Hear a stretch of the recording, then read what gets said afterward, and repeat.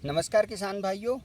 प्राकृतिक खेती जीवन का आधार है और इस आधार को पूरा करने के लिए हम आज यहाँ पर जीवामृत कैसे बनाते हैं इसके बारे में आपको बताएंगे। जीवामृत एक ऐसा पदार्थ है जो देसी गाय से जो हमें प्राप्त होता है, जैसे देसी गाय का गोबर, देसी गाय का गौमूत्र, इसको हम मिलाकर हमारी खेती में जब देंगे तो ये मिट्टी में जीवाणुओं की संख्या को बढ़ाएगा।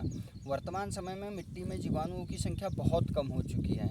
मतलब हमने इतने रसायन डाल दिए, चाहे हम रासायनिक खाद हो या खरपतवार नाशक हो या फिर अपना रासायनिक उर्वरक हो, इनको डालकर हमने मिट्टी में जीवाणुओं की संख्या बहुत कम कर दी है।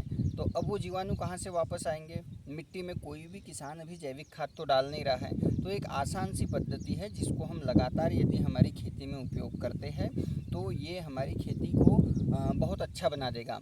उदाहरण के लिए आपको एक चीज़ बताता हूँ कि जैसे जंगल में जो भी फसलें होती है, जंगल में कोई खाद डालने तो जाता नहीं है, वहाँ पर बहुत अच्छी फसलें रहती है। जो भी जंगल में फल वाले वृक्ष रहते हैं, जैसे सीताफल है, चाहे आम हो, है ना। तो वर्तमान में हमें खेती को भी उसी तरीके से प्रकृति के साथ जोड़ना है।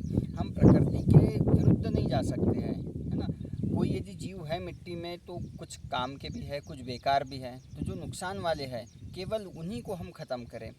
पर वर्तमान में जो हम रसायन डाल रहे हैं उसमें ऐसा कोई डिफ्रेंशिएशन नहीं होता है कि केवल हम इसे ही ख़त्म करेंगे, वो मिट्टी के सारे जीवों को नष्ट कर देता है। तो आज हम जो जीवामृत बना रहे हैं इसका उद्देश्य ये है कि हमारी मिट्टी में ज़्यादा से ज़्यादा जीवों की संख्या बढ़े। और इस जीवामृत का उपयोग आप देख सकते हो, हमने यहाँ पर आम के पौधे लगाए हैं। तो इन आम के फसल में हम यहाँ पर 200 पौधे लगे हुए हैं और साथ में इंटरक्रॉपिंग में हमने इसमें धनिया लगाया हुआ है। तो इस आम की फसल में हम इस जीवामृत का उपयोग करेंगे और ये हमारा पहली बार हम इसको उपयोग कर रहे हैं, पहली बार इस खेती में डाल रहे हैं। तो क्योंकि रसायनों से मिट्टी के स्वास्थ्य दिन ब दिन रासायनिक खेती से गिरता जा रहा है और इसी ही हमें मेंटेन करना है। तो आइए मैं आपको विधि बताता हूँ। हमने यहाँ पर सामान लिया हुआ है, हम यहाँ पर 200 लीटर के 2 ड्रम हैं। हमने देसी गाय का गोबर लिया हुआ है, ये लगभग 20 किलो गोबर है। और गौमूत्र है हमारे पास में देसी गाय का, है ना। गुड़ लिया है और किसी भी दाल का बेसन लिया है। यहाँ ध्यान रखने वाली ये बात है कि गुड़ कोई भी हो सकता है, जीवाणुओं को अच्छा गुड़ बुरा गुड़ ये नहीं समझता है। दूसरी बात, दाल का बेसन, तो किसी भी प्रकार की दाल का बेसन ले सकते हैं हम। और जो गोबर और गोमूत्र है ये केवल देसी गाय का होना चाहिए, क्योंकि देसी गाय के गोबर और गोमूत्र में ही जीवाणुओं की संख्या होती है, ना तो बैल भैंस या फिर एचएफ की गाय या किसी क्रॉस ब्रीड का, ये नहीं होना चाहिए। तो अब हम इसको बनाने की विधि स्टार्ट करते हैं। सबसे पहले हम क्या करेंगे कि जो हमने गोबर लिया हुआ है तो इसमें हम पानी से इसको घोल लेंगे और इसको बारीक कर लेंगे। तो हम यहाँ पर पानी डालते हैं।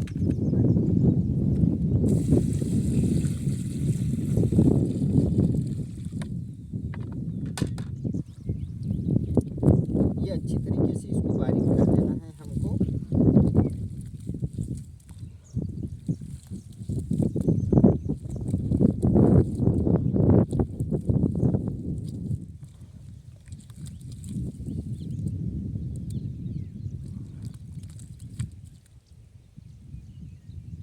ये एक ऐसी विधि है जिसमें बहुत कम लागत आती है। जैसे आप देख रहे होंगे कि गोबर और गोमूत्र इसे बस इकट्ठा करता है, तो किसान भाई इसे पक्का फर्श बना के आसानी से गोबर गोमूत्र को इकट्ठा कर सकते हैं अपनी पशुशाला में यदि पक्का फर्श हो तो। और इसमें लागत के लिए हमने जो बाहर से 2 चीज़ें ली है वो बस गोबर अपना गुड़ लिया है और बेसन लिया है। तो ये भी हमें मतलब जो भी सस्ते से सस्ता हो वो ले सकते हैं हम। इसमें किसी क्वालिटी वाले गुड़ की या बेसन की ज़रूरत नहीं है, है ना।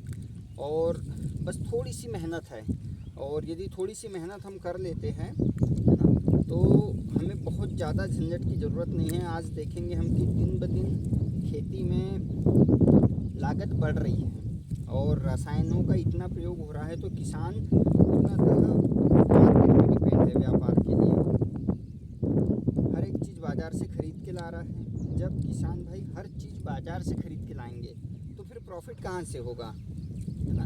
क्योंकि जो उसका उत्पाद है उसके मूल्य पर भी उसका नियंत्रण नहीं है। तो हमारा प्रयास ये हो कि हम कम से कम हम बाहर की जो भी चीज़ें हैं उनका उपयोग करें। अब जैसे हमने इस गोबर को पूरा अच्छे से घोल दिया, ये पूरा घुल चुका है ना। अब इसमें हम बेसन डालेंगे।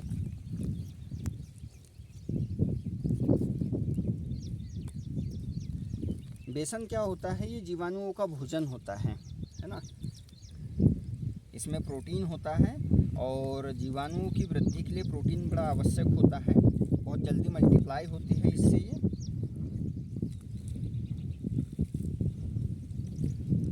यदि धरती को हम माँ का दर्जा देते हैं तो हम एक कदम पीछे जाके ये भी सोचें कि हम माँ की कितनी केयर करते हैं, है ना। हम माता को भोजन में क्या दे रहे हैं, क्या उसे हम विषैले कीटनाशक दे रहे हैं या फिर जहरीले अपने उर्वरक, है ना। हम उन्हें क्या दे रहे हैं वो हम ज़रूर याद रखें, क्योंकि हम जैसा देंगे वैसा हमें वो धरती माँ देगी, है ना। तो ये बहुत आवश्यक है। अब इस तरीके से हमने इसमें बेसन मिला लिया, है ना। लगभग इसकी यदि हम मात्रा देखें तो 200 लीटर के लिए हमें 10 किलो गोबर और 10 लीटर गोमूत्र।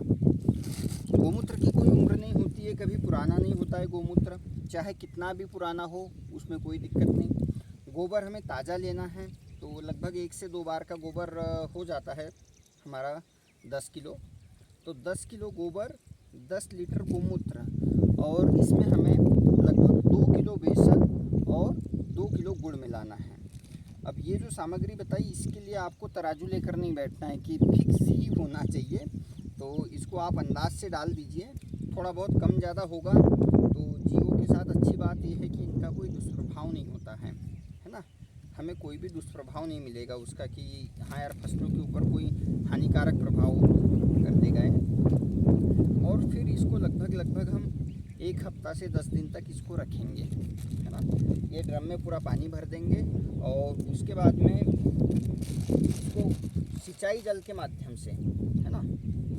एक तो विधि ये है कि पौधों के ऊपर जो उद्यानिकी के पौधे हैं तो हम पौधों के ऊपर भी डाल सकते हैं इसको। और दूसरी विधि ये है कि आप देख सकते हो ड्रम में हमने सिस्टम लगाया हुआ है ये, तो यहाँ पर जब ड्रम से पानी भरा हुआ रहेगा तो इसमें वॉल लगे हैं और जैसे एक ड्रम का तैयार होगा दूसरे ड्रम में फिर बाद में तैयार होगा और ये वॉल को खोलेंगे। दोनों ड्रम में हम अल्टरनेट तैयार करते रहेंगे, जैसे एक ड्रम खाली हुआ जब तक दूसरे ड्रम में रेडी होता है वॉल खोलेंगे। और यहाँ पर हमारा सिंचाई जल का यहाँ से पानी आता है तो हम बाढ़ के माध्यम से सिंचाई करते हैं, तो इससे डायरेक्ट वो सिंचाई जल के माध्यम से पूरी मिट्टी में चला जाएगा और पूरे खेत में सारी फसल को ये मिल जाएगा।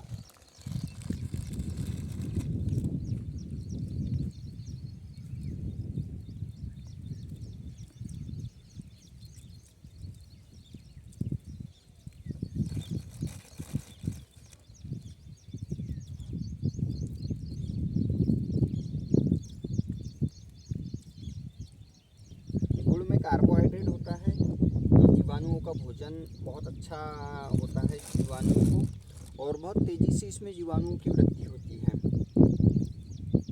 जैविक खेती में जहाँ हम एक और वर्मी कंपोस्ट तैयार करते थे, नाडेप तैयार करते थे, है ना, तो उसमें मात्रा बहुत ज़्यादा रहती थी, बहुत ज़्यादा मात्रा में हमें जैविक खाद का उपयोग करना होता था और थोड़ा सा वो कठिन भी था।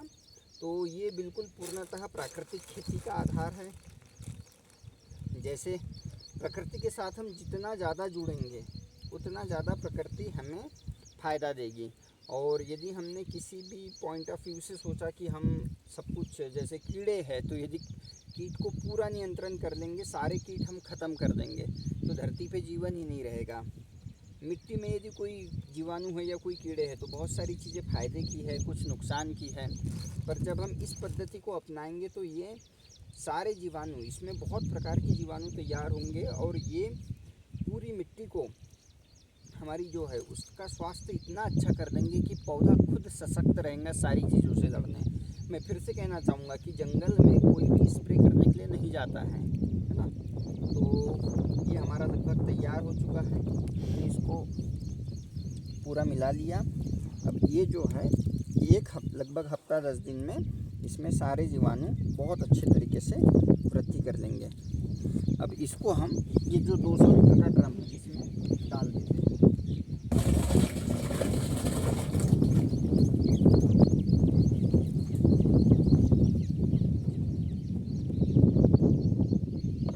अब इसको बाद में पानी के साथ में मिला के पूरी खेती में हम डाल देंगे। तो ये इस विधि से आप जीवामृत तैयार कर सकते हो। इसको जीवों का अमृत कहा जाता है और खेती के लिए बहुत लाभदायक है ना। तो मैं सभी किसान भाइयों से कहना चाहूँगा कि आप भी अपनी फसलों में जीवामृत का उपयोग ज़रूर करें। मिट्टी में भरपूर जीवों की संख्या होना चाहिए। वर्तमान समय में कार्बन बहुत कम हो रहा है और कार्बन जीवन का आधार है, हर चीज़ कार्बन से बनी है। तो जब ये तत्व मिट्टी में अच्छी तरीके से बढ़ेगा तो किसानों को बहुत बेनिफिट होगा और आपकी जो रासायनिक उर्वरकों का जो डोज है वो दिन ब दिन बढ़ते जा रहा है, ये नियंत्रित होगा और धीरे धीरे एक समय ऐसा आएगा कि आपको मिट्टी में किसी भी प्रकार के पोषक तत्व के लिए रसायन डालने की ज़रूरत नहीं पड़ेगी जब आप इसको लगातार उपयोग करोगे तो हमें देखने का और सुनने के लिए आपका बहुत बहुत धन्यवाद। जय हिंद, जय भारत।